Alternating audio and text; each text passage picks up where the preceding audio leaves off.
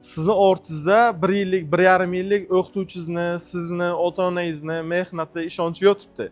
Ahmoqlik qilmanglar. Bolalar, shpargalka, demak o'sha rubashkalaringizni mana bu yerga writing qolib, reading listening nimadir, umuman u narsa kerak emas. Imtihon oldi, nima qilish kerak? Imtihon oldi, ekzamen kirishdi oldi, mana eshitinglar. Nima qilishingiz kerak? Demak, nima deydi o'sha sport jismoniy mashqni boshlashdan oldin ham warm up exercise deydi. Ya'ni qiz bo'lish uchun mashq qilinadi. Imtihon oldi nima qilish kerak? Imtihon oldi 1-2 ta listening part bir ishlanglar. 2 ta. 1-2 tami reading part 1-2 ishlanglar bo'ldi. Что nima uchun? Miyani bir ishga solib olish kerak.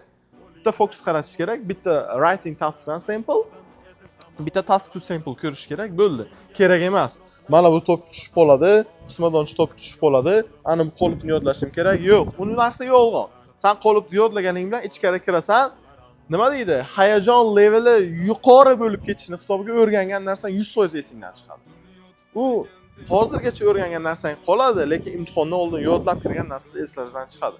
Bo'ladigan imtihonlarni yengillashtirgin. Talabalarimizni yuzini yorug' qilgin. Allohim imtihonlarda Allohim jamiki barcha talabalarimizga Allohim osonlik bergin, yengillik bergin. Ota-onasining yuzini yorug' qilsin.